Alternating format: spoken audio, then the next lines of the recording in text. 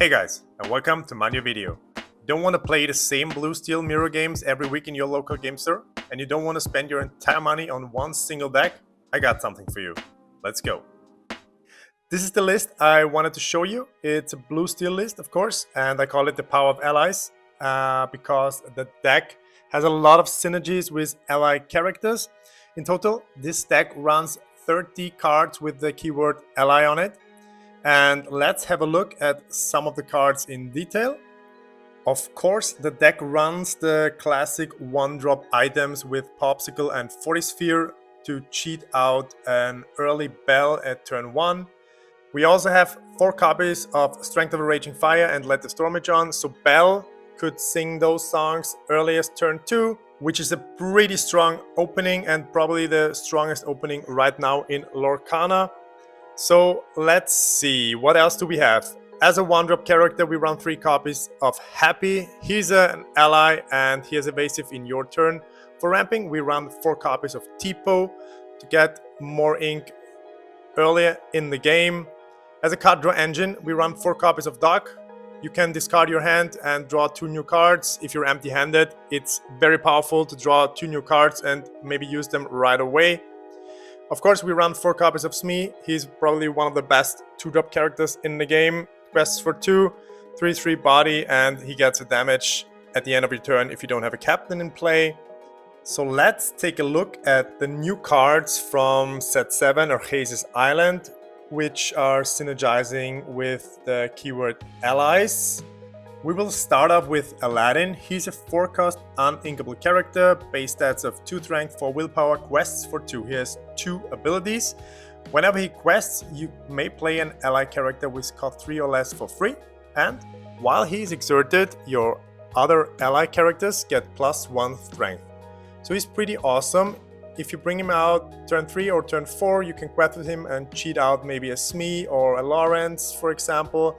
I think Aladdin is a pretty good addition to this deck. We run 3 copies of him. He's uninkable. This is an issue a little bit in this deck because we don't have a chance of getting rid of too many uninkable cards in the hand except for Doc. I think even though Aladdin is a 2-lore quester, 3 copies is enough in this list. The next card I want to look at is Jasmine. She's a 5-cost uninkable character as well. 3 strength, 5 willpower, and she quests for 2. Her ability reads, whenever she quests, if you have no cards in your hand, you draw a card for each ally character you have in play. So she's a pretty strong turn 5 play, then you empty your hand before she quests and then you can draw cards and refresh your hand cards with her ability. I think this is a good addition to Doc as a card draw engine, and if you have enough allies on your board, you can draw a huge number of cards each turn. So this is a perfect addition for this deck as well. We only run 3 copies in this list because of her uninkability. Another card we run from the new set is the Dual Ink Maid Marian. She's a 4-cost inkable character, 3 strength, 3 willpower, quests for 2, and she also has 2 abilities. During an opponent's turn, whenever one of your ally characters damaged, deal 1 damage to chosen opposing character, which is pretty strong because you run so many allies, and when your opponent is forced to challenge your characters or use some damage spells on your characters, you can snipe back and take out enemy characters. And her second ability, your characters named Lady Cluck gain resist +1. We take a look at Lady Cluck in a second. I think she's a pretty strong 4-drop character. If you ramped on turn 2, you can play her on turn 3, followed up by Lady Cluck. She's a 5-cost inkable character, base strength of 2 and 7 willpower, quests for 1. She has bodyguard and ward. And if you manage to play Maid Marian the turn before, she also has resist +1. I played against this deck and Lady Cluck really gave me nightmares because if she has resist +1 as well, you can't target her with songs. You need at least 2 characters to take her off the board, and then you probably have no one else left to challenge with the other characters on board. So Lady Cluck is the 5-drop character you want to see against those decks who rely on challenging like Red Steel or the purple decks. And the last card I want to look at is the new legendary Bagheera. He's a 5-cost inkable character, 4th rank, 3 willpower, quest for 2. He's also a bodyguard, and his ability, during an opponent's turn, when this character is banished, deal 2 damage to each opposing character.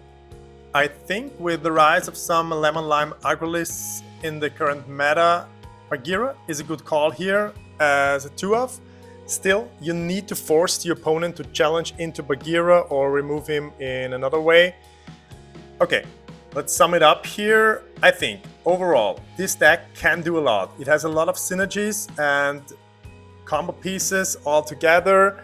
Card draw might be an issue if you don't find your 1-drop items and dog throughout the game, but you still have Jasmine as another card draw option. You have a lot of removal with the Steel Songs, Tinkerbell, and Bagheera's ability. And of course, this deck runs an insane amount of 2 lore quest characters. If you manage to protect them behind 1 or 2 bodyguards, I think you can easily close out the game in 1 or 2 turns. If you don't want to spend a lot of money on one deck, I think this blue-steel deck list could be for you. If you want to copy it, I will of course link it in the video description below. Have fun sleeving this deck up, bring it to your local league, and tell me in the comments how it did for you. So, that's it for today. If you like those short videos on a specific deck, talk about specific cards, leave a comment, leave a like on the video, and if you're new to the channel, hit subscribe. I'm glad you found my channel, and don't get confused, I mix up my uploads in German and English just to get a broader viewership.